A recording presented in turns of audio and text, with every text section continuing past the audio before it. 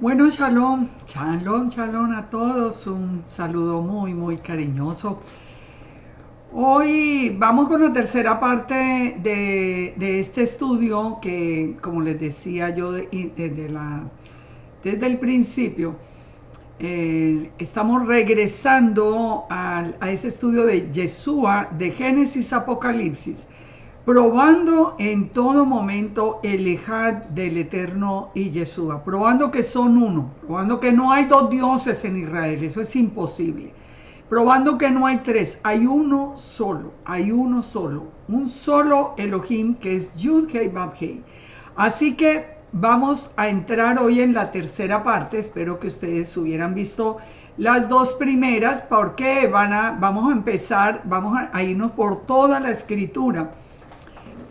Vamos a ir por toda la escritura probando, como les digo, en la misma palabra del Eterno, esta imagen que resume el Ejad de Yahweh y Yeshua.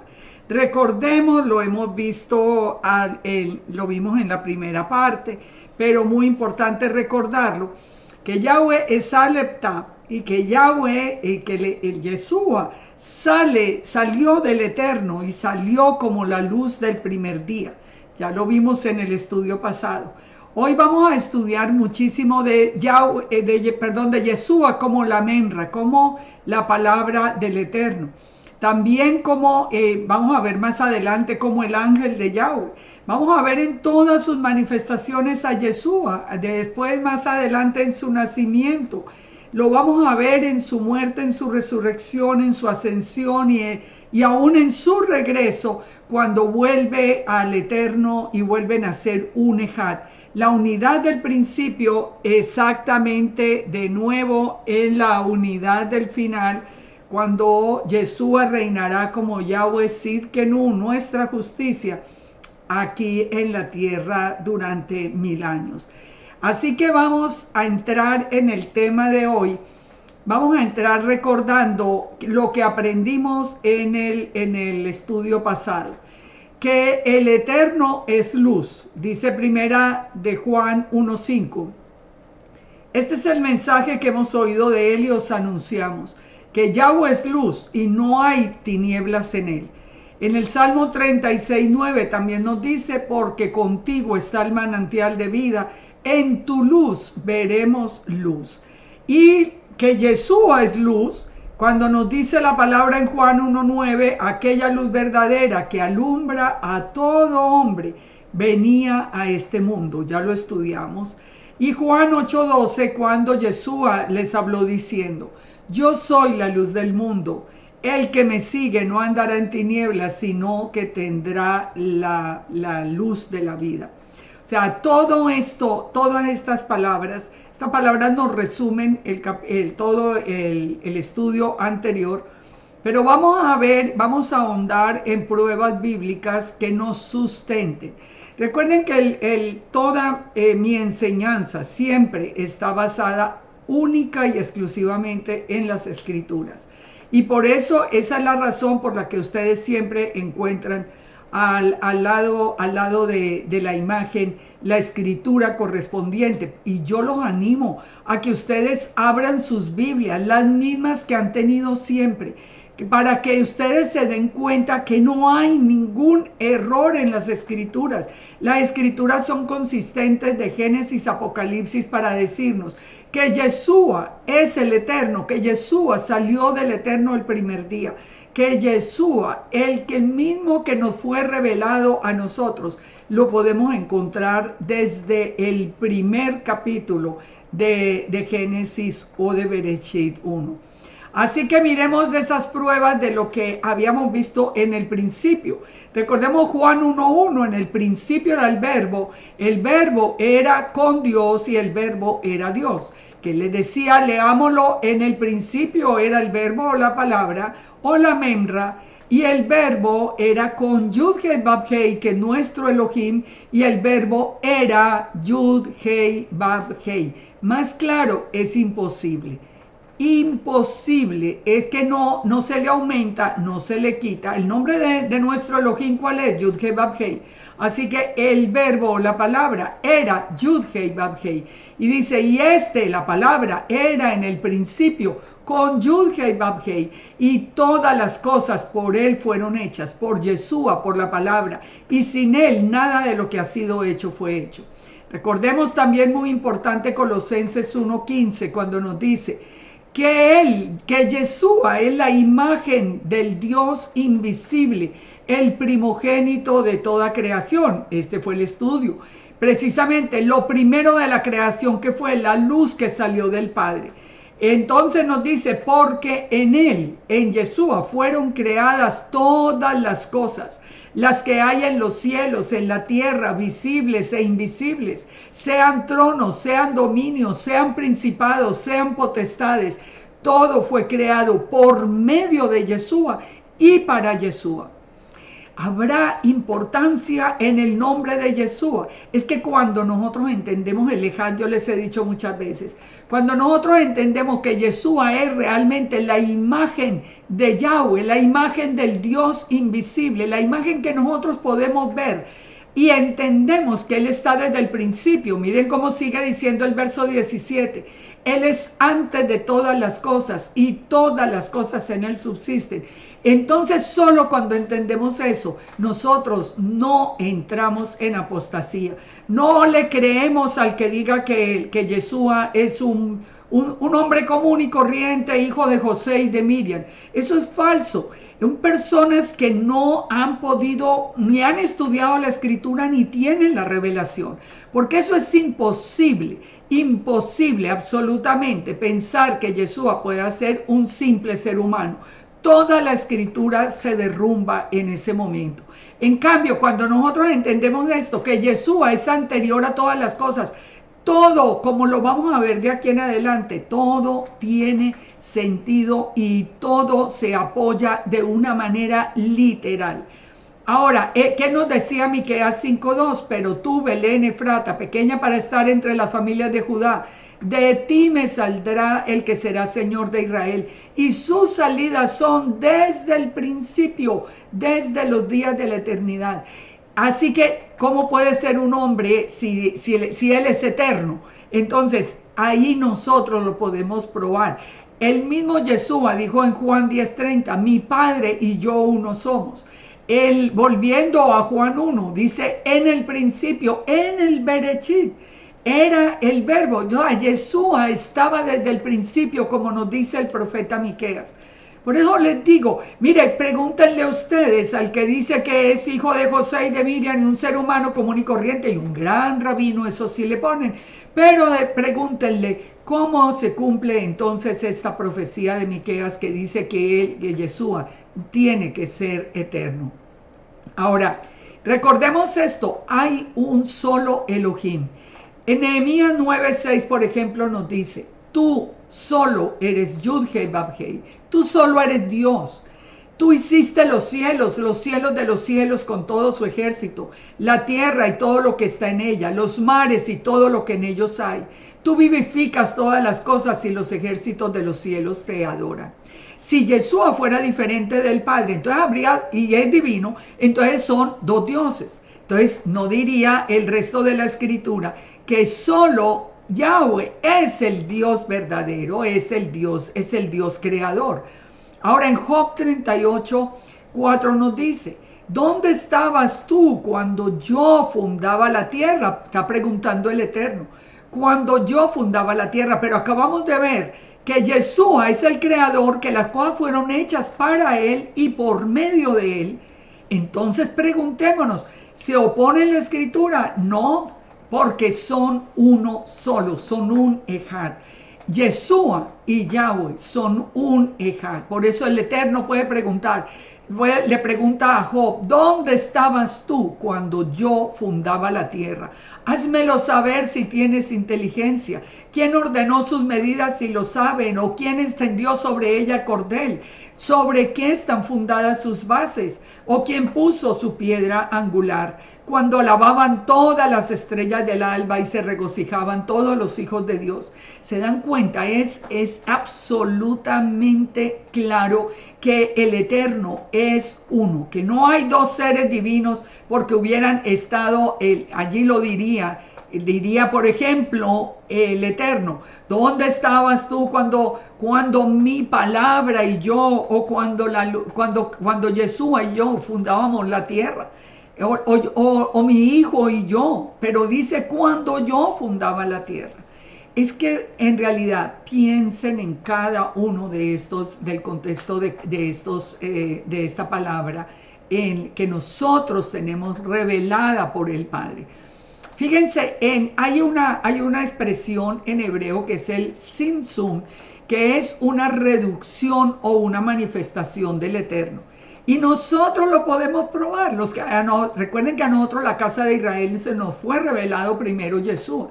Nosotros conocimos a Yeshua como Jesús. Y el Padre nos reveló por 2000 años. Fue a Jesús, a Yeshua.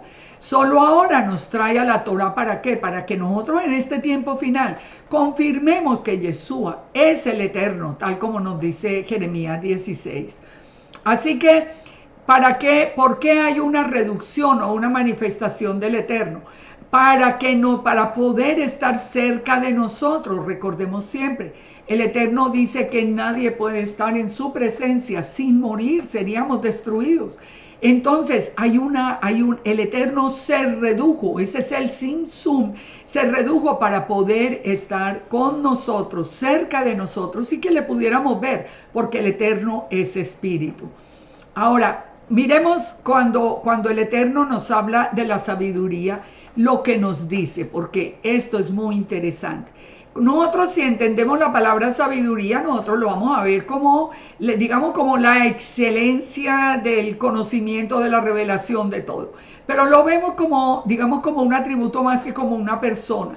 Sin embargo, cuando nosotros leemos la palabra, ¿qué nos empieza a confirmar? Fíjense lo que nos dice Proverbios 3:19. Yahweh con sabiduría fundó la tierra, afirmó los cielos con inteligencia. Con su ciencia los abismos fueron divididos y destilan rocío de los cielos. Aquí ya nos dice que la sabiduría estaba presente en la fundación de la tierra. Bueno, uno todavía lo puede pensar, sí, con su inteligencia, con su poder, con su capacidad. Pero ¿qué nos dice Proverbios 8:22? Escuchen esto. Yahweh me poseía en el principio. Aquí está hablando ¿quién? La sabiduría. Fíjense que aquí la sabiduría está hablando como si fuera una persona. Está hablando la misma sabiduría. Yahweh me poseía en el principio, ya de antiguo, antes de sus obras. Eternamente, dice, tuve el principado, desde el principio, antes de la tierra. Antes de los abismos fui engendrada. Miren acá. Si es un atributo del Eterno, pues es eterno como Él. Pero aquí dice, aquí está hablando la sabiduría y nos dice, antes de los abismos fui engendrada. Antes que fuesen las fuentes de las muchas aguas. Antes que los montes fuesen formados. Antes de los collados, yo ya había sido engendrada. No había hecho aún la tierra, ni los campos, ni el principio del polvo del mundo. Cuando formaba los cielos, allí estaba yo. Cuando trazaba el círculo sobre la faz del abismo, cuando afirmaba los cielos arriba, cuando afirmaba las fuentes del abismo, cuando ponía al mar su estatuto para que las aguas no traspasen su mandamiento, cuando establecía los fundamentos de la tierra, con él estaba yo ordenándolo todo. ¿Quién es él? El Eterno. Estaba yo, dice la sabiduría, ordenándolo todo. Y era su delicia de día en día, teniendo solaz delante de él en todo el tiempo. Y dice el verso 31 algo también muy importante. Ustedes ven que tengo dos cosas resaltadas. Dice que desde el principio, eternamente tuvo el principado. Y el 31 que dice, y me regocijo en la parte habitable de su tierra, y mi delicia son los hijos de los hombres. ¿A quién asemejan ustedes estas palabras? Si nosotros nos vamos a lo que hemos aprendido de Yeshua, entonces nosotros vamos estableciendo una conexión. Aquí es Yeshua el que aparece como la sabiduría. Recuerdan, volvamos a esta imagen que es muy importante. Recuerden que hay un Aleph Tav cielos y un Aleph Tav tierra. Esto está desde el principio, lo vimos en la introducción de todo este estudio. Hay un Aleph Tav cielos y hay un Yahweh Aleph Tav tierra. El Aleph Tav tierra, ¿quién es? La imagen visible de Yahweh en la tierra, con los hombres. Entonces, cuando nosotros devolvemos acá a la sabiduría, que nos dice que él está, digamos, más unida y se regocija es en la parte habitable de la tierra, y su delicia son los hijos de los hombres. Ahí nosotros podemos establecer ese principio, ese contacto, esa interpretación aquí sí en este momento, donde podemos decir, aquí aparece la palabra del Eterno, Yeshua, como la sabiduría. Ahora pues, hijos, oídme, y bienaventurados o bendecidos los que guardan mis caminos. Atended el consejo y sed sabios y no lo menospreciéis. Y dice, bendecido el hombre que me escucha, velando a mis puertas cada día, aguardando a los postes de mi puerta. Porque el que me halle, hallará la vida y alcanzará el favor de Yud-Heh-Vav-Heh. ¿Qué nos dice a nosotros Yeshua? Que cuando nosotros lo conocemos a Él y lo recibimos en nuestra vida y Él empieza a cambiar nuestra vida, nosotros hemos pasado de muerte a vida. El que haya a Yeshua halló la vida, y la vida, no solamente la vida aquí porque nos transforma el alma, sino también la vida eterna. Esto es importante. Dice, y alcanza el favor de Yud-Heh-Vav-Heh. ¿Por qué? Pues porque Él dijo, yo soy el camino, la verdad y la vida, y solamente por mí se llega al Padre. Mas el que peca contra mí defrauda su alma. ¿El que peca contra quién? Volvamos a pensar. Bueno, no, aquí está hablando de la sabiduría como un atributo del Eterno. Pero es que aquí está diciendo muy claro que el que peque contra él, contra la sabiduría, digamos, en este caso, contra Yeshua, defrauda su alma. Y los que me aborrecen, aman la muerte. Ahora miremos esto. Cuando dice eternamente tuve el principado, comparémoslo con Isaías 9:6, que nos dice, porque un niño nos es nacido, hijo nos es dado, y el principado sobre su hombro. El principado sobre su hombro. Fíjense y verán. Eternamente, dice la sabiduría, tuve el principado. ¿Quién es la sabiduría? Entonces, de acuerdo al profeta Isaías, nos dice muy claro, es ese niño que nació, que traía el principado sobre su hombro. Pero que se llama ¿cómo? Aquí viene la sustentación final de esto. Porque pudieran decir, sí, traía el principado porque es el Hijo. Es que hay dos divinos, el Padre y el Hijo. Bueno, pues aquí nos resuelve el problema la continuación de este versículo. Cuando nos dice, y se llamará su nombre, admirable consejero, Pelé Yoetz, Dios fuerte, el Gibor, Padre eterno, Abiad, no Hijo eterno, no, Padre eterno, y el príncipe de paz, el Sar Shalom. Miren, es tan simple como leer y pensar. Solamente cuando uno quiere mantenerse en su propia terquedad de lo que uno aprendió y que no puede explicar, porque ¿quién puede explicar que haya dos dioses en Israel? Pero no es sino leer, ¿Qué es lo que nos dice la palabra para principado? El dominio, el gobierno. El único que tiene el dominio y el gobierno es el Eterno. Aquí no está hablando de que el Eterno es el rey y el Hijo un príncipe. No, para la palabra principado, que es la palabra Misra, es el dominio, el gobierno. El gobierno lo tuvo Yeshua desde el principio, desde antes de que la tierra fuera. ¿Por qué? Porque Él es el Eterno, porque Él es ese simsum, esa reducción del Eterno a una figura que nosotros pudiéramos ver. En Isaías 54:5, fíjense que lo que encontramos tan interesante. En la publicación de la Jewish Society, nos dice que la palabra, se tradujo la palabra oseja, como hacedores cuando nos dice la palabra, porque tu marido es tu hacedor. Yahweh de los ejércitos es su nombre, y tu Redentor, el Santo de Israel, Dios de toda la tierra, será llamado. Es en plural. En hebreo, la palabra, nosotros lo leemos en español sin problema, porque tu marido es tu hacedor. Nosotros pensamos en el Eterno. Aunque, fíjense, háganse esta pregunta. Al final, ¿quién es el esposo? ¿Es el Eterno o es Yeshua? Si ustedes dicen que son dos distintos, bueno, entonces van a tener que elegir esposo.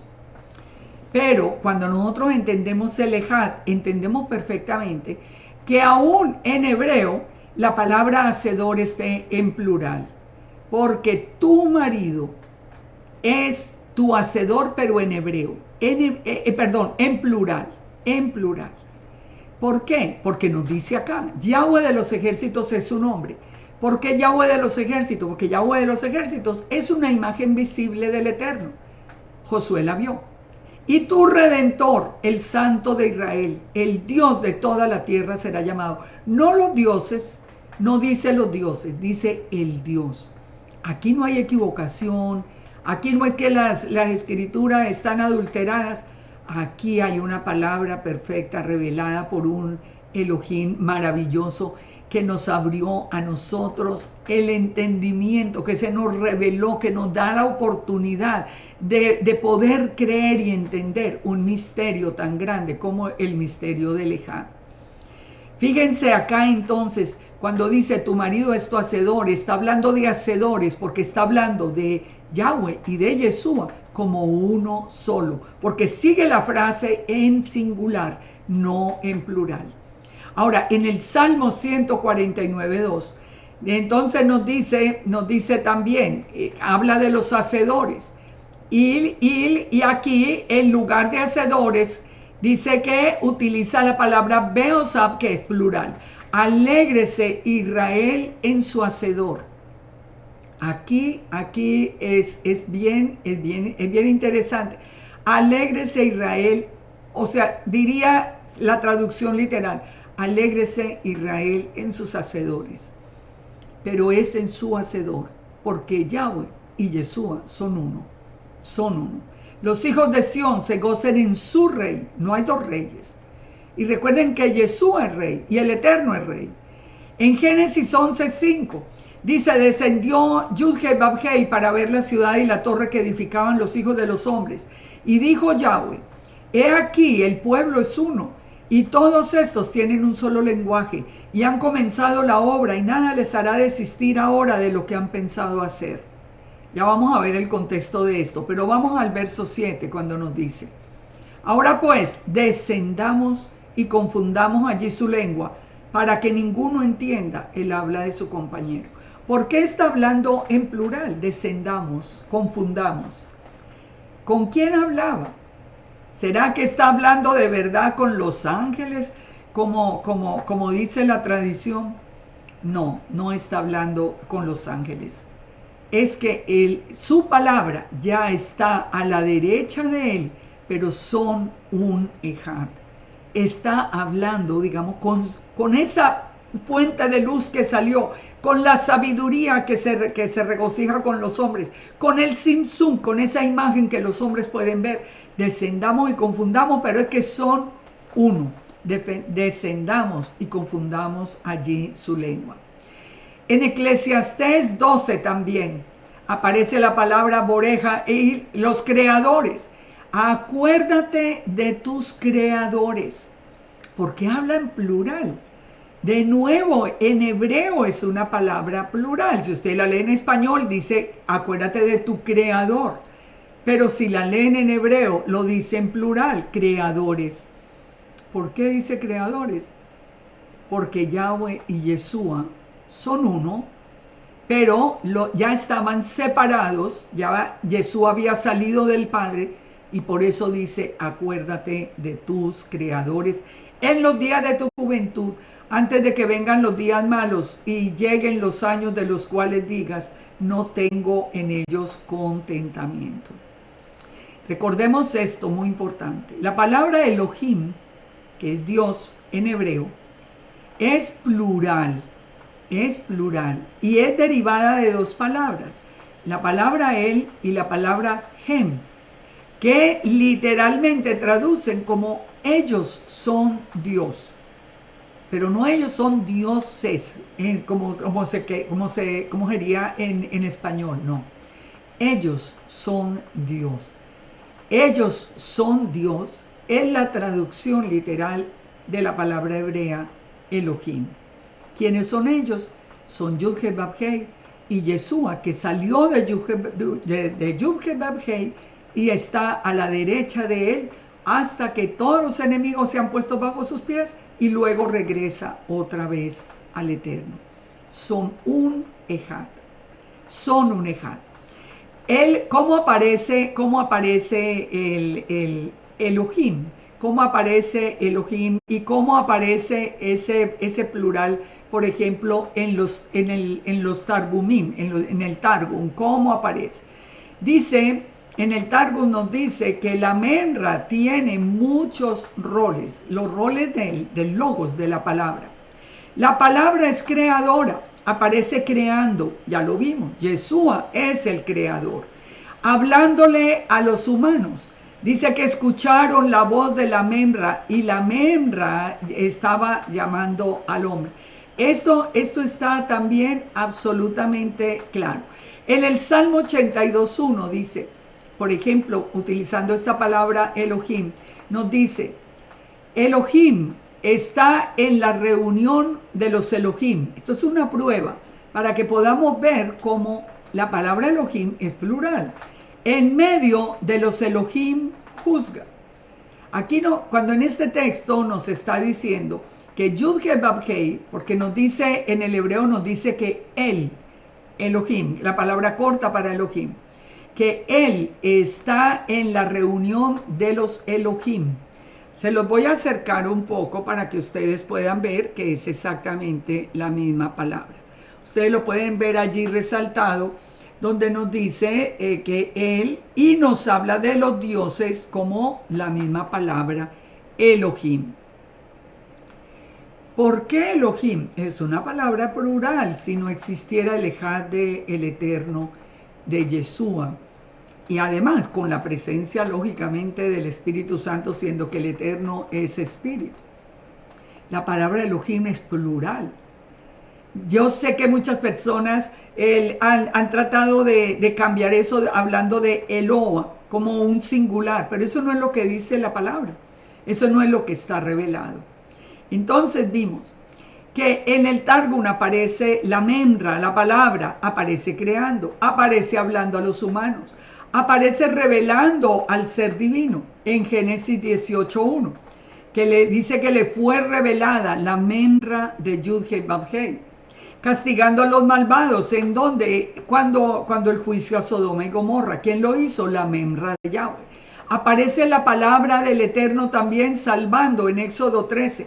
La Menra de Yahweh estaba conduciéndolos durante el día en un pilar de fuego.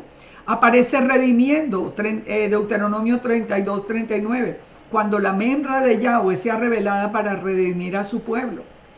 Cuando la Menra de Yahweh sea revelada para redimir. ¿Quién es la Menra de Yahweh? Yeshua. ¿Cuándo fue revelada para redimir al pueblo? Cuando se nos reveló a nosotros, a la casa de Israel. Ustedes se dan cuenta del privilegio que nosotros tenemos. Pero hoy ustedes oyen hablar de Yeshua Le digo que me entristece, me da dolor de ver que se menciona ahí como por tener audiencia.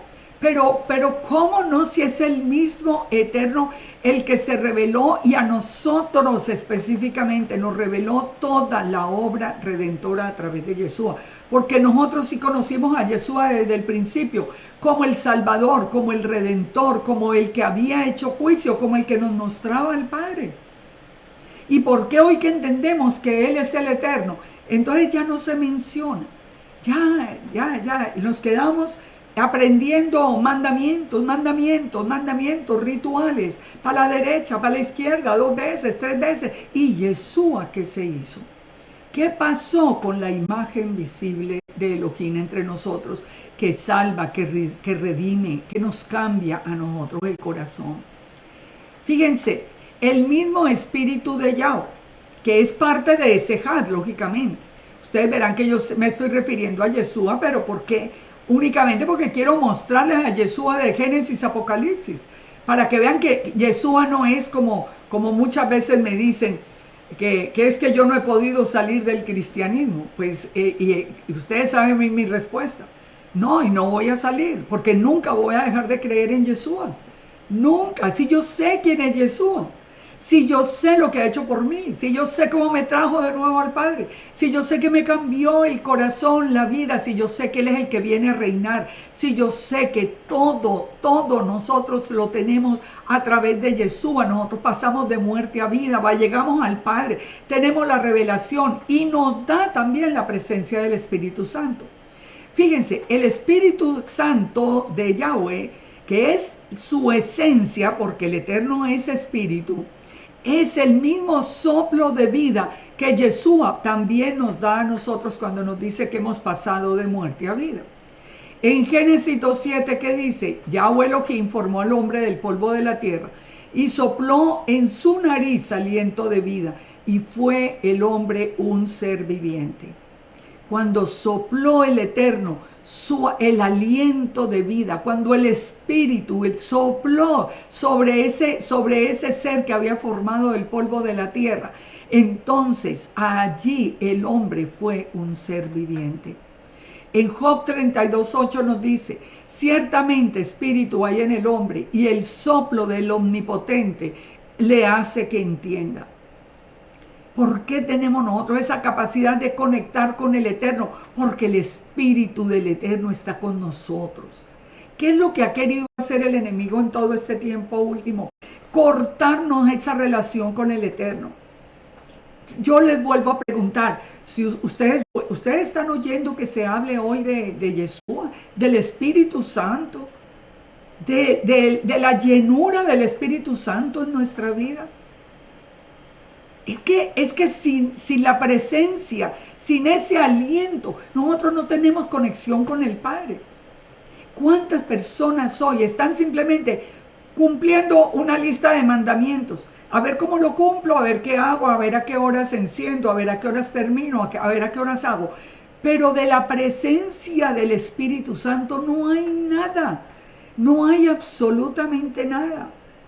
En esto miren, el mismo Yeshua, fíjense cómo es Yeshua el que nos envía el Espíritu Santo. Dice Yeshua, les dijo esta vez en Juan 20:21, pasa a vosotros, como me envió el Padre, así yo os envío. Y habiendo dicho esto, sopló y les dijo, recibid el Espíritu Santo. Preguntémonos, reflexionemos, como escribo yo muchas veces en Facebook, reflexionemos. Si Yeshua es un hombre común y corriente, un hombre cualquiera, un hijo de vecino, hijo de José y de Miriam, aunque fuera un gran rabino, ¿cómo es posible que un ser humano pueda enviar el Espíritu Santo de Yahweh a nuestra vida? A mí que me lo expliquen, pero bien despacito porque no creo que vaya a ser muy fácil de entender.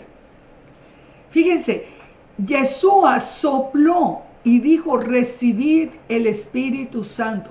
¿Por qué Yeshua tiene el poder de enviar el Espíritu del Padre a nuestra vida?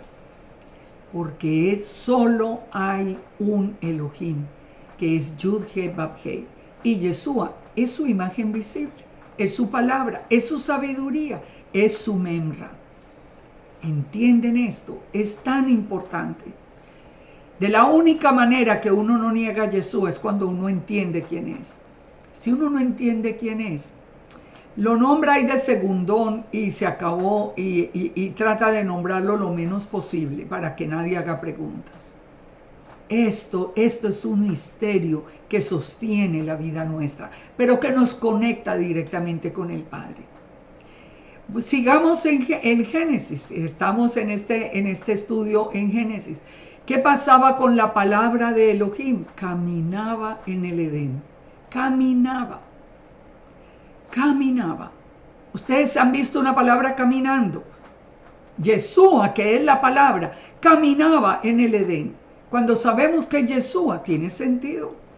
Para la gente que sabe perfecto el hebreo y aún los que no saben sino hebreo, pregúnteles cómo es posible que en hebreo diga literalmente que la palabra caminaba y que les explique eso. Verá que no son capaces. Por más hebreo que sepan, no tienen la revelación del Eterno, no pueden entender lo que sucede en este capítulo 3 de Génesis. Nos dice Génesis 3:8, y oyeron la voz de Yahweh Elohim que caminaba, que se paseaba, dice en las Biblias nuestras. Pero vamos a verlo ya como dice en el hebreo, que se paseaba en el huerto al aire del día, y el hombre y la mujer se escondieron de la presencia de Yahweh Elohim entre los árboles del huerto. Entonces, ¿quién es la palabra de Yahweh Elohim? Pues Yeshua. El Targum que dice que Adán escuchó los pasos de la memra de Yahweh, es decir, escuchó los pasos de la palabra de Yahweh. ¿Cómo una palabra puede tener pasos y Adán escuchar los pasos? La memra de Yahweh, recuerden, es la presencia misma del Eterno, es el Aleptab, es la palabra, es la memra en arameo, es la palabra word en inglés, es la palabra, es palabra en español, es logos en griego, pero es Yeshua, igual es Yeshua, ya la palabra hecha hombre. Miren aquí en les pongo acá en la traducción al hebreo, para que ustedes lo puedan ver, donde nos dice que el Eterno caminaba en el jardín, caminaba literalmente. En las traducciones inclusive en inglés, sí aparece literalmente que caminaba en el Edén. Cuando nosotros encontramos entonces a Yeshua caminando en el Edén, fácilmente establecemos esa conexión con ese evento del Edén que hoy estamos viendo en vivo y en directo, como nunca antes, que es la batalla de las simientes. Y entre paréntesis les digo, si ustedes no han visto el estudio que se llama Yeshua y la batalla de las simientes, se los recomiendo, porque en este tiempo, el que no entienda que estamos en el final de esta batalla planteada desde el mismo Génesis, no entiende los tiempos, no sabe lo que estamos viviendo, no sabe lo que está pasando, no sabe reconocer al enemigo, se sitúa del lado del enemigo sin dudarlo. ¿Por qué? No por maldad, sino por ignorancia, Pero cuando nosotros vemos a Yeshua caminando, cuando nosotros vemos a Yeshua en el Edén, con Adán y con Eva, nosotros ya entendemos que cuando Génesis 3:15 nos dice el Eterno, pondré enemistad entre ti y la mujer, entre tu simiente y la simiente tuya, que le dice a la serpiente, le dice, pondré enemistad entre ti y la mujer, y entre tu simiente y la simiente, esta te herirá en la cabeza y tú le herirás en el calcañar.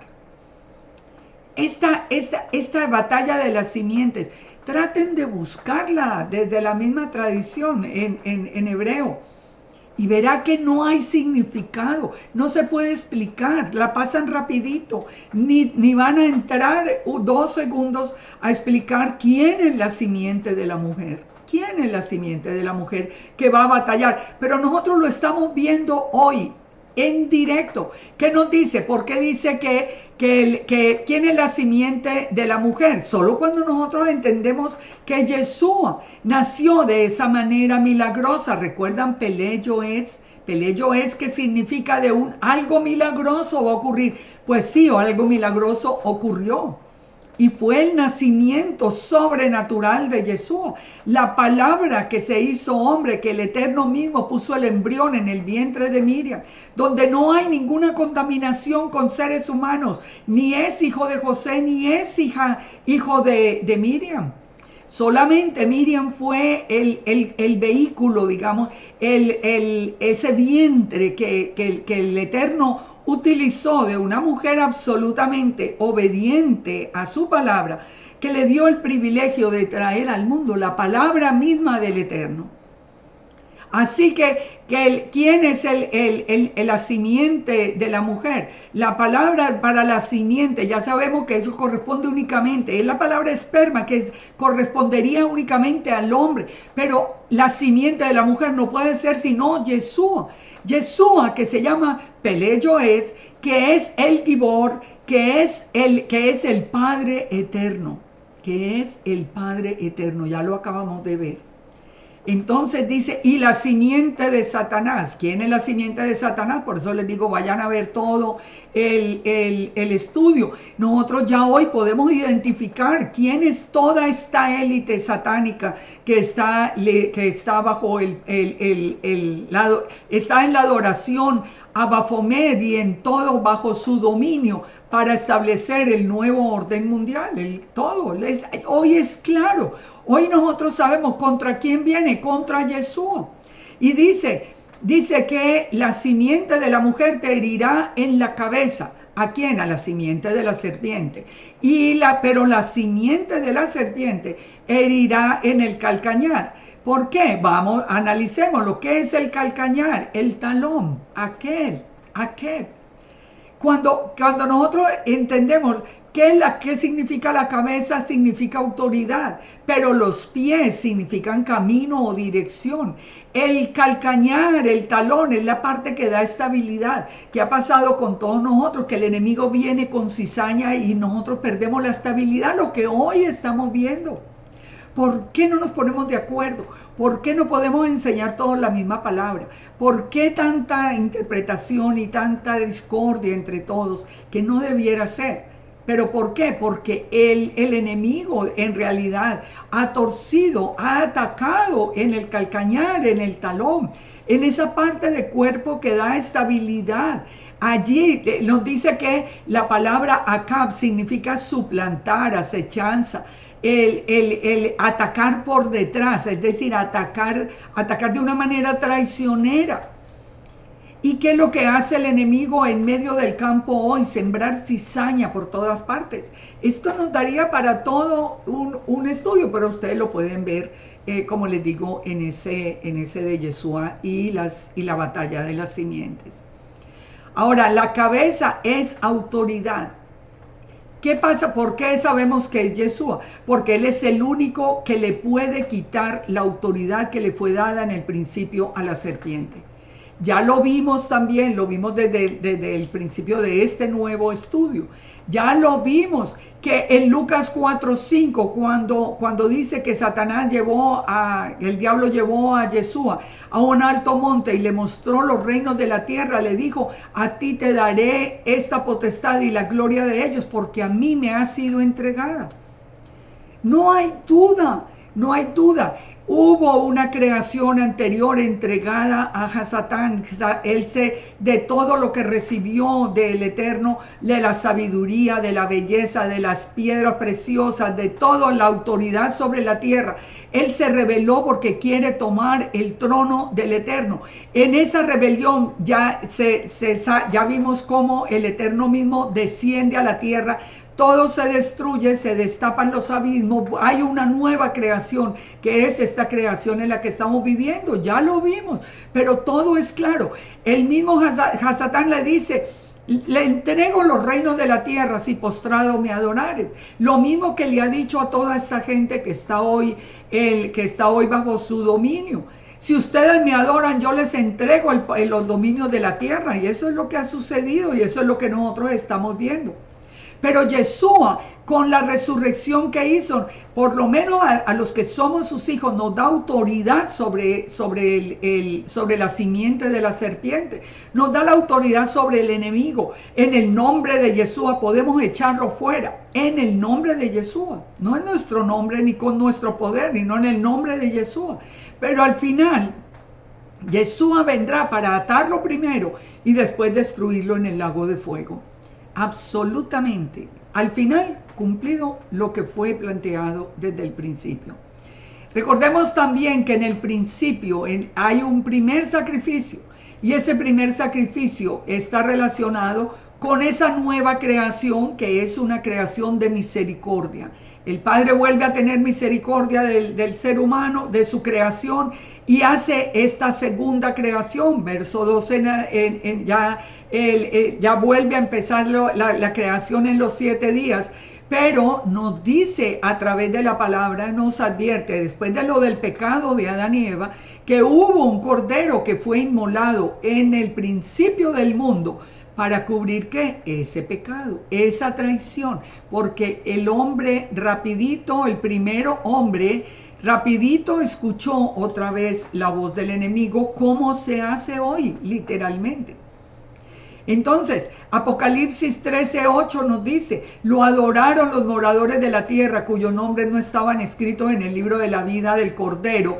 ¿De quién está hablando? Ya vimos, él no está hablando de la bestia, en la batalla de las simientes, adoraron a las simientes de la serpiente, los que no tienen escritos sus nombres en el libro de la vida, del Cordero que fue inmolado desde el principio del mundo. Hubo un cordero inmolado en el principio del mundo. ¿Por qué lo sabemos? Volvamos a Génesis 3:7. Fueron abiertos los ojos de ambos y conocieron que estaban desnudos. Aquí el pecado entró. La luz que había en ellos, porque nosotros fuimos creados seres de luz. Esa luz se apagó con el pecado. Se vieron desnudos, entonces cosieron hojas de higuera y se hicieron delantales. Pero oyeron la voz de Yahweh Elohim que se paseaba en el huerto. Aquí vemos el Yeshua que acabamos de analizar. Viene Yeshua entre ellos caminando. ¿A qué viene? Viene a redimirlos. Viene toda la pregunta. ¿Quién les enseñó que estaban desnudos? Ellos están hablando ¿con quién? Con la palabra de Yahweh. Pero ¿qué nos dice el verso 11? Y Dios les dijo, o Elohim les dijo, o Yud-Heh-Vav-Heh les dijo. ¿Por qué? Porque son uno. ¿Quién te enseñó que estabas desnudo? ¿Has comido del árbol que yo te mandé que no comieses? El hombre le dijo, la mujer que me diste por compañera me dio del árbol y yo comí. El Eterno entonces maldice a la serpiente y dice en el verso 21, y Yahweh Elohim hizo al hombre y a su mujer túnicas de pieles y los vistió. Túnicas de pieles y los vistió. ¿Qué sacrificó para vestirlos de túnica de pieles? Un cordero. ¿Cuál es ese cordero? La palabra nos dice muy claro en Apocalipsis que es Yeshua, que fue inmolado desde el principio de la creación. No nos está hablando de un animal, nos está hablando de Yeshua, que es el cordero. Recordemos que en Apocalipsis él aparece literalmente como el cordero sacrificado. Ahora, el Targum que dice, cuando dice que le puso esa piel del cordero, el Targum lo llama vestidura de honra. Ya las vestiduras que vienen después de ese primer sacrificio, el Eterno le restituye la honra al ser humano. Cuando Yeshua viene y cubre nuestro pecado, nos restituye la honra delante del Eterno. Por eso podemos volver otra vez a su presencia. Solo por mí se llega al Padre. Recuerde, usted puede estudiar mucha Torá, usted puede saber muchos mandamientos de hombres y se puede hacer todo lo que usted quiera. Pero si usted no tiene a Yeshua, no hay conexión con el Padre, no está la presencia del Espíritu Santo. no está la revelación, no ha perdido, allí solamente tiene letra, letra, letra. La letra mata y el espíritu vivifica. Mucha letra, poco espíritu, muy poco, digamos, como ese fuego del Eterno en sus vidas. Esas vestiduras, ¿dónde más nos habla de las vestiduras que nos pone el Eterno a través de Yeshua? En Isaías 61. En gran manera me gozaré en Yahweh, mi alma se alegrará en mi Dios, porque me vistió con vestiduras de salvación, me rodeó de manto de justicia. Me vistió con vestiduras de ¿qué? De salvación. Que la palabra salvación es que Yeshua. Él nos vistió con las vestiduras de salvación, me rodeó de manto de justicia, como a novio me atavió y como a novia adornada con sus joyas. Fíjense acá en Apocalipsis 3:5 dice, el que venciere será vestido de vestiduras blancas y no borraré su nombre del libro de la vida. Al que venciere, al que no niega a Jesús, al que no niega la palabra, al que no se va detrás de mandamientos de hombres, al que no se va detrás de nada sino de la palabra de que sale de la boca de Elohim. Recuerden Deuteronomio 4:2, nadie puede añadir, nadie puede quitar. Olvídense de mandamientos de hombres y verá que serán vestidos de vestiduras blancas y el Eterno no borrará nuestro nombre del libro de la vida. Dice, y confesaré su nombre delante de mi Padre y delante de los ángeles. Ya sabemos por qué. ¿Por qué delante del Padre? Para nosotros poder entrar a la presencia del Eterno.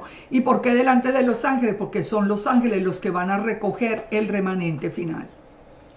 Así que quiere estar dentro de ese remanente, quiere que Jesús hable y mencione, te mencione en la lista que los ángeles tienen para recoger el remanente. Tiene que ser vestido con las vestiduras de salvación. Y el único que pagó por el pecado nuestro fue Yeshua. Así como lo hizo con Adán y Eva. Ellos pecaron. Yeshua fue sacrificado como el cordero en el principio y fueron cubiertos con esas vestiduras de salvación. Por eso termina el Apocalipsis 19:7 diciendo, gocémonos, alegrémonos y démosle gloria, porque han llegado las bodas del Cordero y su esposa se ha preparado. A ella se le ha concedido que se vista de lino fino, limpio y resplandeciente, porque el lino fino es las acciones justas de los santos. La obediencia al Eterno, la obediencia a la palabra. Entonces, Aquí tendría que haber una pregunta. ¿Tú estás vestido con hojas de higuera como lo hicieron Adán y Eva? ¿Qué significa? Tú estás vestido con todos los mandamientos de hombres y toda la halajá y te sabes 1000 mandamientos y cuánto te lavas las manos para un lado y cuánto te las lavas para el otro y todo esto, ¿estás vestido con hojas de higuera? ¿O tienes la piel del Cordero sobre tu vida? Que es fácil de reconocer, porque cuando tenemos la piel del Cordero sobre nuestra vida, tenemos también la presencia del Espíritu Santo en el corazón. La Torah está puesta en el corazón. No necesitamos rituales y no necesitamos todos los mandamientos de hombres. Venimos a la presencia del Eterno a gozarnos delante de Él. Estamos viviendo en justicia, estamos viviendo conforme a la palabra del Eterno. Y cuando por algún motivo nos salimos, el mismo Espíritu Santo se encarga de redarguirnos y volvernos otra vez al camino. Esa es la vida con el Eterno. No son mandamientos y mandamientos y mandamientos, no. Es una vida plena con la presencia de Él en nuestro corazón. Fíjense, el Todopoderoso fue el que cubrió el pecado. Apocalipsis 5:6. ¿Cómo lo podemos ver también que es Yeshua? Cuando dice, miré y vi en medio del trono, en medio de los 4 seres vivientes que representan aquí en Israel, y en medio de los ancianos estaba en pie un cordero como inmolado, que tenía 7 cuernos, es decir, todo el poder, 7 ojos, toda la visión absoluta de todo, que son los 7 espíritus del Eterno enviados por toda la tierra. ¿Quién es el que tenía los 7 espíritus del Eterno? Que nos dice la palabra tan claramente. Es Yeshua, ese niño que nacería allí, que es la palabra del Eterno hecha hombre, que nacería de una manera milagrosa, tendría los 7 espíritus del Eterno: el espíritu de Yahweh, espíritu de poder, de conocimiento, de temor de Yahweh, de consejo, de entendimiento y de sabiduría. El mismo cordero inmolado, el mismo cordero que fue sacrificado desde el principio del mundo para cubrir el pecado de Adán y Eva, el mismo que murió para que tú y yo pudiéramos tener ese acceso al Padre, pudiéramos conocer a ese ser infinito de luz, a ese ser que es un espíritu creador lleno de amor y de misericordia. No, uno no lo puede conocer a Él, sino a través de Yeshua. Él lo dijo muy claro. Ahora, si nosotros seguimos estudiando el Génesis, ¿qué vemos? Vemos a Yeshua como el arca de Noé. Esto también lo hemos visto en otros estudios. Voy a pasar pronto porque ustedes lo pueden ver aún en las mismas porciones de la Parashá. Pero recordemos esto. Yeshua mismo nos dijo que este tiempo final sería como en los días de Noé. ¿Por qué nos une al tiempo de Noé? Porque si nosotros vemos las características del arca, vamos a encontrar a Yeshua. Dice que la orden del Eterno era, en Génesis 6:14, hazte un arca de madera de gofer, harás aposentos en el arca y la calafatearás con brea por dentro y por fuera. Esa madera de gofer era la palabra que era usada como en una madera especial, incorruptible, y que se usaba para construir ataúdes de acuerdo a toda la enciclopedia judía. Pero ¿por qué ataúdes? Porque cuando venimos a Yeshua, pasamos de muerte a vida. Los que entraron en esa arca pasaron de muerte a vida. Así que nosotros mismos podemos establecer esa conexión. Yeshua nos enseñó que para venir a Él teníamos que morir a nosotros mismos, morir al mundo, venir y entrar solamente en esa conexión. Ahora, esa brea que representa, esa brea nos está hablando a nosotros, inclusive de la palabra cofer, o la que cubría el arca, que es la que tiene la protección absoluta. Esa palabra es la que está relacionada inclusive con la palabra Yom Kippur, con la palabra Kippurim, con todo lo que hace expiación. Cuando el arca tenía esa brea, era una manera de hacer expiación. No, cuando nosotros venimos a la palabra ya y entendemos lo que sucede en el día de Yom Kippur, cómo Yeshua mismo hizo expiación por nosotros, cómo Yeshua mismo se presenta como el sumo sacerdote del orden de Melquisedec en aquel día. Nosotros entendemos que cuando vemos el arca, vemos un simbolismo completo de la presencia de Yeshua. Yeshua tenía una carne incorruptible también.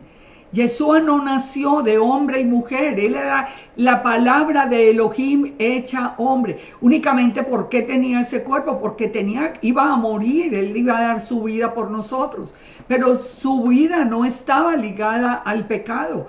No estaba ligada. Por eso es el único que ha podido decir, si ustedes encuentran pecado en mí, señálenlo.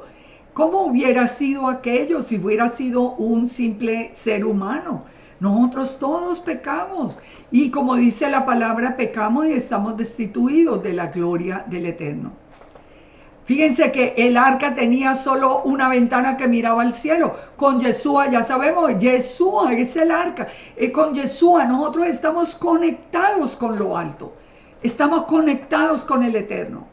¿Por qué? Como les decía ahora, ¿por qué el enemigo ha tratado de romper esa conexión? ha tratado de romper enfermándonos, ha tratado con toda tratando ahora de adulterar el ADN nuestro. ¿Por qué quiere romper esa conexión? Porque cuando nosotros estamos como en el arca, que podemos mirar a lo alto y podemos comunicarnos con el Padre, entonces el enemigo no puede contra nosotros. Allí es Yeshua mismo el que se pone de pie. En Juan 14 dice, Felipe le dijo, muéstranos al Padre y nos basta. Y Yeshua le dijo, tanto tiempo que estoy con vosotros y no me has conocido, Felipe. El que me ha visto a mí, ha visto al Padre. ¿Cómo es que me dices, muéstrame al Padre? Eso se lo diría hoy a tantas personas, son tantas que pesar. Es que da dolor. Esa puerta de salvación que estaba al lado del arca. ¿Qué pasa? ¿Cómo la relacionamos nosotros? Cuando Yeshua, la lanza del costado, la lanza entra en su costado, que estaban en el lado, es literalmente como la puerta del arca, y de él, por allí sale hasta la última gota de sangre, y al final sangre y agua derramada por nosotros. El arca tenía 3 pisos. Recordemos, eso es todo lo que nos dice a nosotros en la palabra. Nosotros sabemos que el Ejad del Eterno es una unidad múltiple, donde el Eterno, que es uno, Yud-Heh-Vav-Heh, envía a Yeshua, que es su palabra, su imagen visible, y envía su Espíritu, que es el Espíritu Santo de Dios a nuestra vida.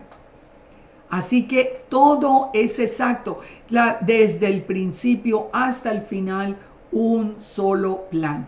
En Génesis 7:17 dice que en el diluvio fueron 40 días sobre la tierra y las aguas crecieron y alzaron el arca y se elevó sobre la tierra.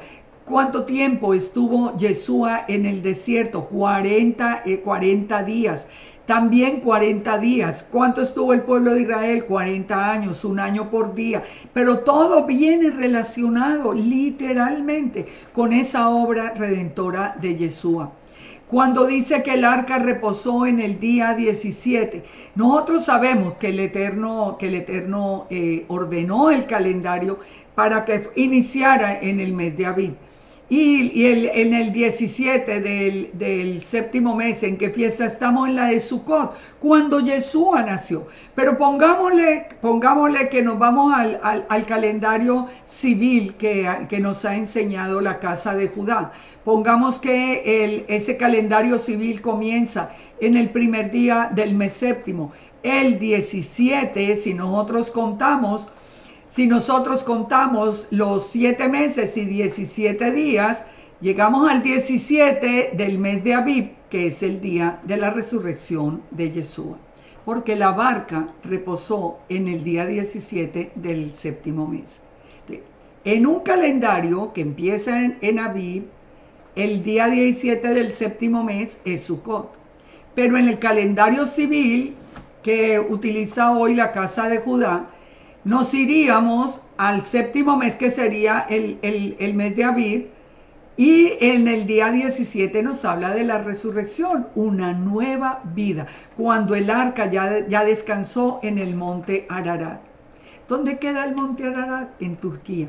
¿Qué queda en Turquía? El trono de Satanás. Pueden verlo, todo unido, como poniendo el arca allí ya literalmente dentro de toda esa batalla de las simientes. ¿Ustedes ven alguna relación entre esto y esto? Conecten con el día de hoy. Conecten con el día de hoy. Por eso les digo, si nosotros conocemos el pasado, conocemos acá, porque el Eterno dice que Él escribió el fin desde el principio. Todo esto está perfectamente conectado. Vamos ya terminando este tema y vamos entonces a irnos hasta Génesis o Bereshit 12 y vamos a entrar allí con el tema de Abraham. Ya nos movemos de esta parte del tiempo, de todo ese tiempo de Noé, que tiene esa conexión profunda, pero que, como les digo, lo pueden ver en la batalla de las simientes. Pero vamos ahora a estudiar cómo aparece el Ejad de Yahweh y Yeshua. en el tema del patriarca que comienza toda esta selección del pueblo de Israel, del pueblo del Eterno. Fíjense acá en Génesis 12 lo que nos dice en la promesa hecha a Abraham. Pero Yahweh había dicho a Abraham: vete de tu tierra y de tu parentela y de la casa de tu padre a la tierra que te mostraré, y haré de ti una nación grande, y te bendeciré y engrandeceré tu nombre y serás bendición. Bendeciré a los que te bendijeren, y a los que te maldijeren maldeciré, y serán benditas en ti todas las familias de la tierra. Y se fue Abraham como Yahweh le dijo, y Lot fue con él, y era Abraham de 75 años cuando salió de Aram. Tomó a Sarai su mujer, a Lot hijo de su hermano. Bueno, seguimos leyendo allá hasta el verso 7 que nos dice: y apareció Yahweh a Abraham y le dijo: a tu descendencia daré esta tierra. Ya le está mostrando la tierra de la promesa. Y edificó allí un altar, y edificó allí un altar a Yahweh, quien le había aparecido. ¿Por qué esto nos habla de Ejad? Porque el Eterno es espíritu, no puede aparecer. Porque ningún ser humano puede estar delante del Eterno. Abraham no podía estar delante de Yud-Heh-Vav-Heh. Pero la palabra aparecer es la palabra Ra, que significa literalmente en hebreo ver o tener al frente, observar o percibir. Así que nos está diciendo acá, dentro de toda la bendición de la promesa de Israel, ¿quién era el que estaba allí? ¿Quién fue el que apareció? Fue Yud-Heh-Vav-Heh. Pero ¿quién es el que puede aparecer? Es Yeshua. El pueblo de Israel tiene toda la promesa a través de Yeshua. La promesa de ser una gran nación, la promesa de ser bendición hasta lo último de la tierra. La promesa de darle la tierra prometida es a través de Yeshua, fue a través de Yeshua. Porque cuando dice que el Eterno apareció, el que apareció es la imagen visible que es Yeshua. Entonces, somos nosotros, tenemos nosotros toda la convicción, la seguridad, el regocijo, la alegría de estar nosotros seguros de ser esa casa de Israel que Yeshua vino a buscar. Claro que sí.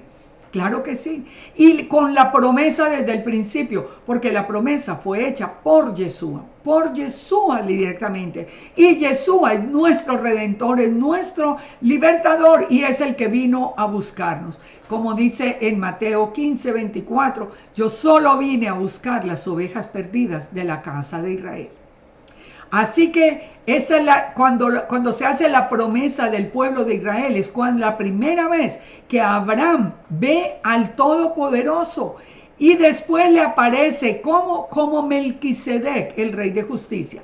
O sea, aparece Yeshua en el mismo origen de Israel, pero aparece Yeshua en el final como el sacerdote en el orden de Melquisedec, como el rey de justicia.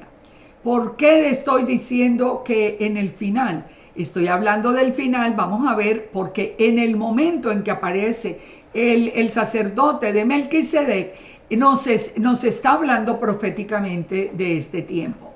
Miremos todo lo que había sucedido. Lot fue secuestrado por los reyes de los territorios. Abraham peleó contra ellos, recuperando no solamente a Lot, sino los bienes, las mujeres. Y en el camino se encontró con Yeshua. En el camino encontró a Yeshua. Fíjense, ¿encontró a quién? Encontró al sacerdote en el orden de Melquisedec. ¿Pero quién es el orden de Melquisedec? Vamos a ver si nos confirma la palabra que es Yeshua.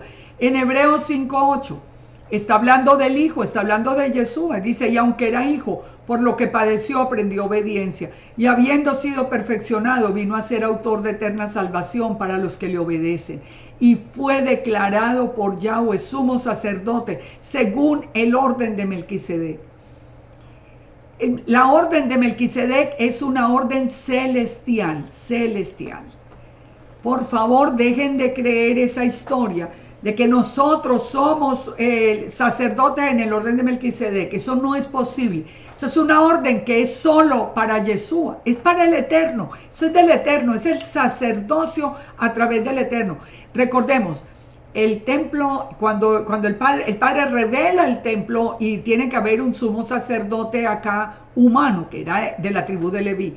En el trono celestial, el eterno Yeshua, que está a la derecha, es el sumo sacerdote en el orden de Melquisedec, del rey de justicia. ¿Y quién es el rey de justicia? Ese es Yeshua. Ese es Yeshua. ¿Por qué les decía que esto está conectado con el final? Porque si ustedes, y esto también lo pueden ver ustedes en la porción, en los estudios que yo tengo en mi muro, en la porción de las parachá, en la porción de la parachá, ustedes pueden ver que la batalla con los reyes para liberar a Lot nos habla del tiempo final. ¿Por qué sabemos? Por los nombres de los reyes.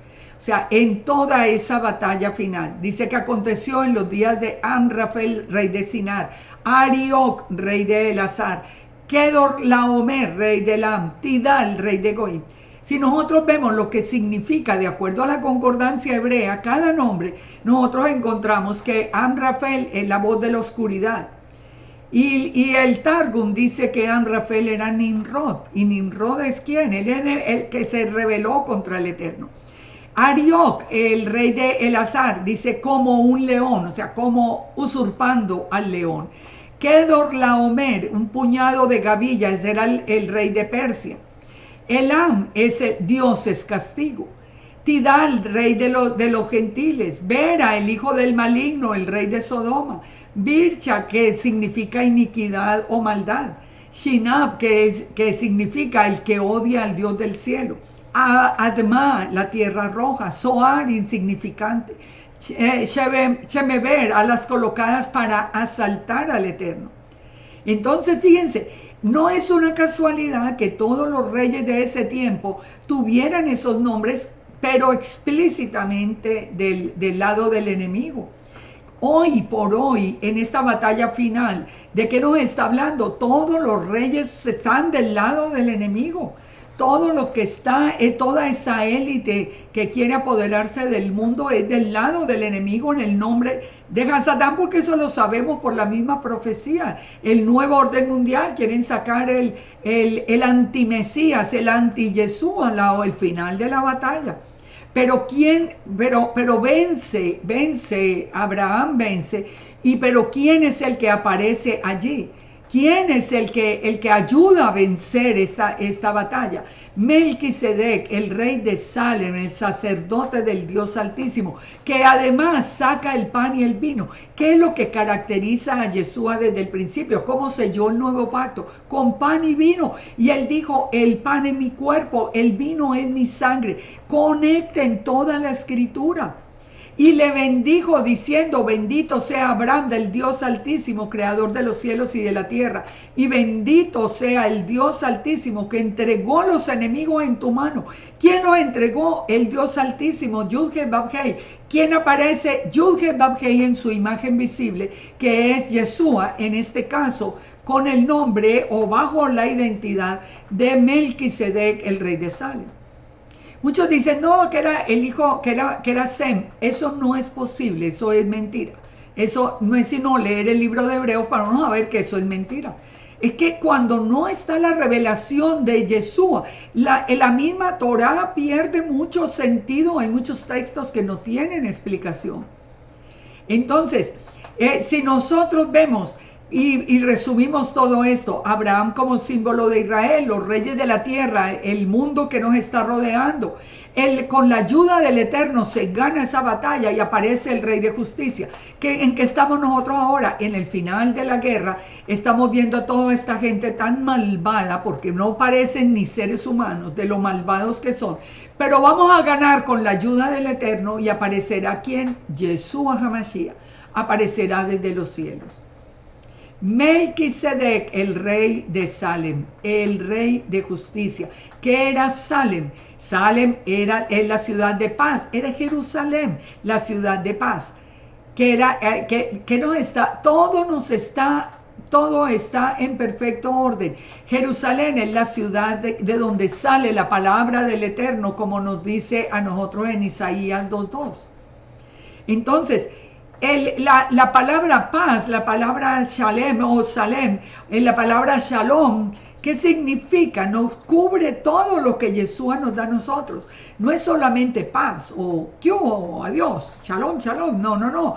No, habla también de bienestar, de provisión, de seguridad, de tranquilidad, de descanso, de armonía, de ausencia de agitación o de discordia. Es el shalom del Eterno, es la paz del Eterno la que nos da amor para el mundo entero. Nosotros hoy, ¿por qué no vemos y no odio por el mundo? Porque no está la presencia de Yeshua.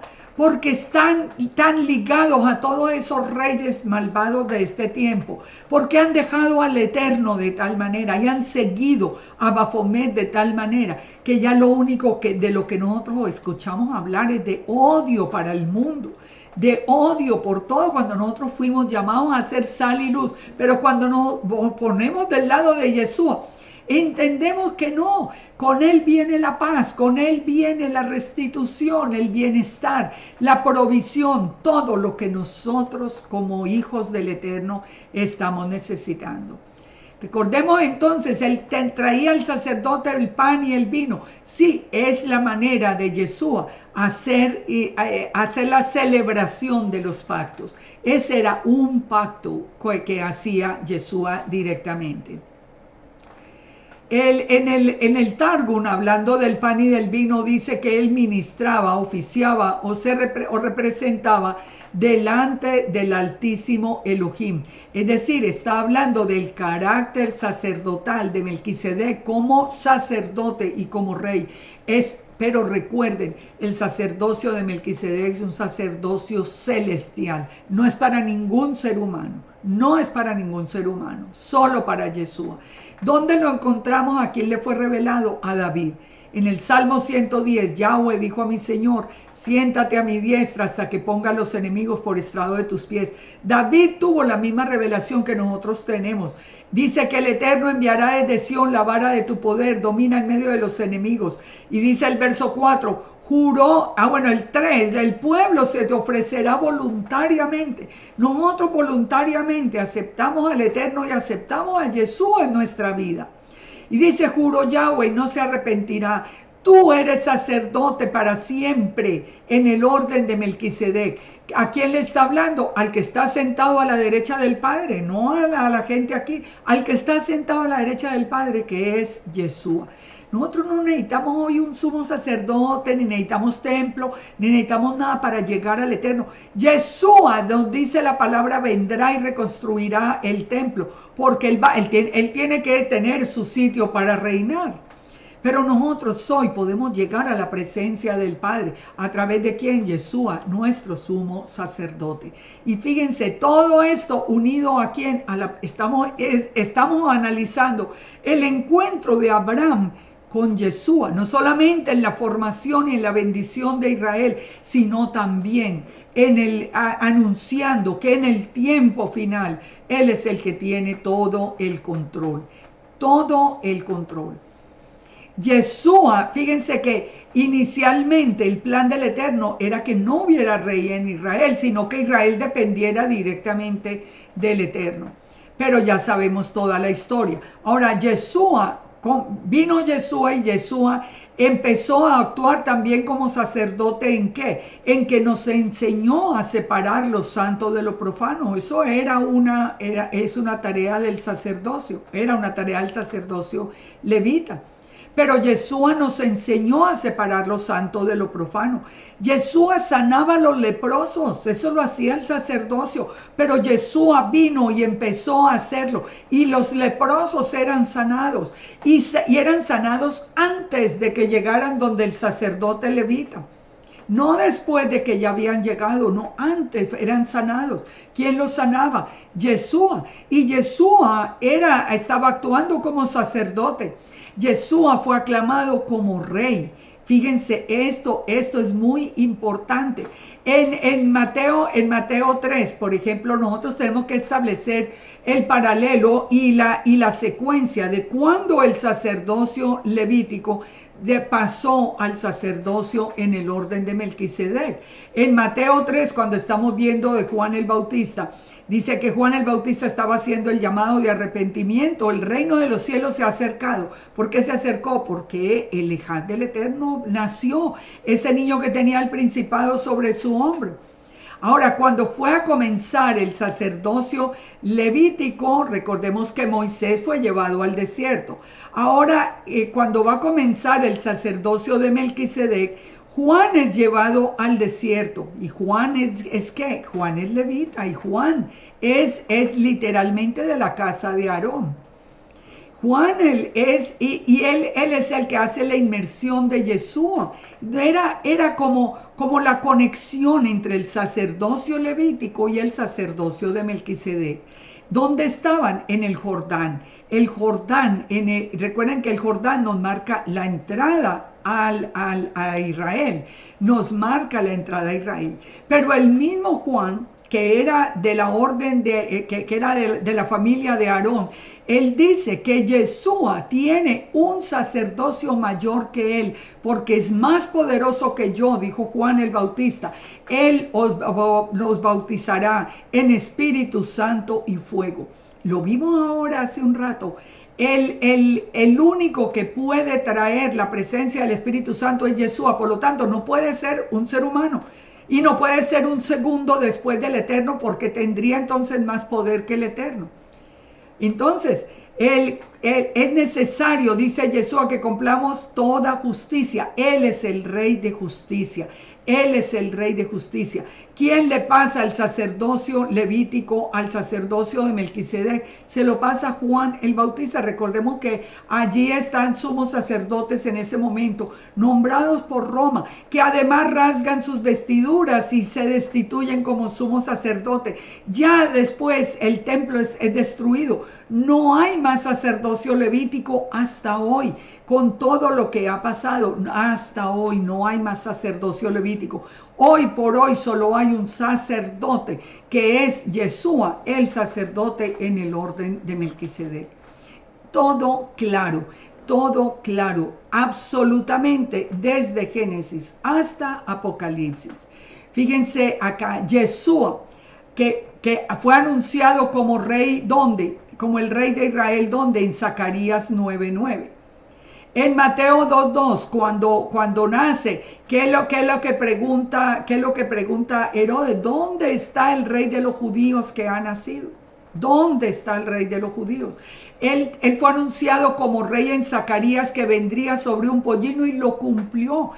Todo absolutamente claro. Si ustedes leen Hebreos, y los invito a que ustedes entren en el estudio de Hebreos, que está también palabra por palabra, capítulo por capítulo, ustedes van a ver que todo Hebreos nos confirma a nosotros que Yeshua es el sumo sacerdote en el orden de Melquisedec, y que hoy no hay ni volverá a haber un sacerdocio levítico válido. No lo va a haber hasta que ya vuelve Yeshua.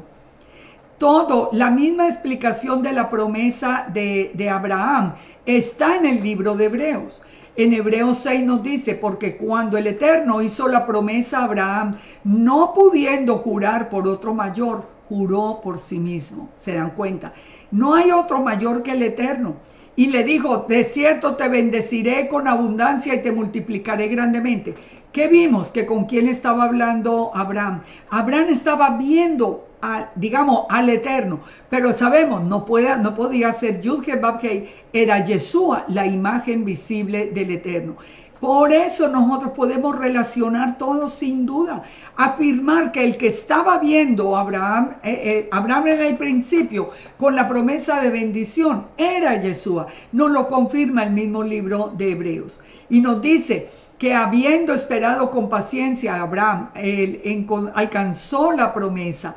Dice, para que por dos cosas inmutables, en las cuales es imposible que Dios mienta, tengamos un consuelo los que hemos acudido para signos de la esperanza, lo cual tenemos como segura y firme en el ancla y que penetra hasta dentro del velo, porque Yeshua entró por nosotros como precursor, hecho sumo sacerdote.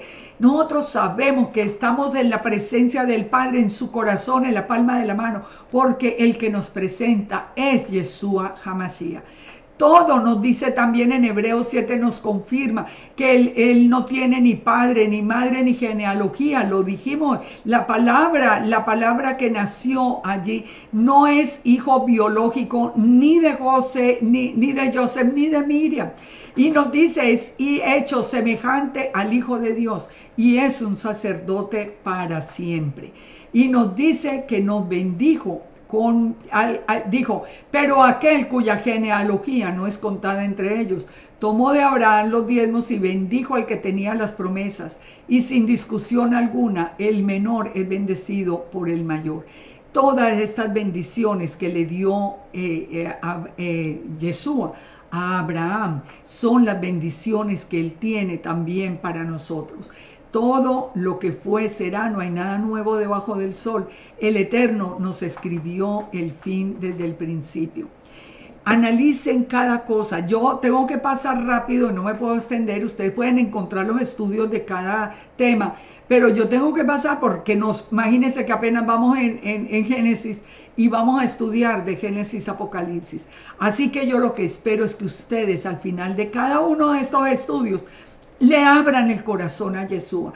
Usted no ha hecho esa oración de fe, usted no entre en su cuarto hoy, dígale solamente allí en silencio, dígale: Yeshua, sabe que yo le abro la puerta de mi corazón, entra y cambia mi vida, cámbiala por completo, cámbiala por completo. Y van a ver cómo la presencia del Eterno, de ese Ejad, el Eterno mismo, viene, pone sobre ustedes agua limpia, nos limpia de toda inmundicia, como dice Ezequiel 36, y pone a través del Espíritu su Torah, sus mandamientos, su voluntad en nuestro corazón. Tengan ese encuentro. Eso es lo que falta, que la gente nunca volvió a hablar de ese encuentro con Yeshua. La próxima semana continuamos con este estudio del Ejad de Yahweh y Yeshua. Y vamos a continuar todavía con Abraham porque nos faltan cosas maravillosas por entender. Así que para todos, muchas bendiciones del Eterno. Que cada uno de estos temas los motiven a ustedes a buscar el estudio completo. Ustedes saben que yo enseño la palabra capítulo por capítulo y palabra por palabra, sin salir, sin añadir y sin quitar y sin meter nada más allí. Cuando hablo del Targum, recuerden que es la versión aramea de la Torah, pero no es algo distinto. Que el Padre nos bendiga y nos guarde, y que el Padre tenga misericordia de nosotros, nos proteja en este tiempo, nos revele su presencia y nos dé su bendición en cada día. Shalom, shalom para todos y muchas bendiciones.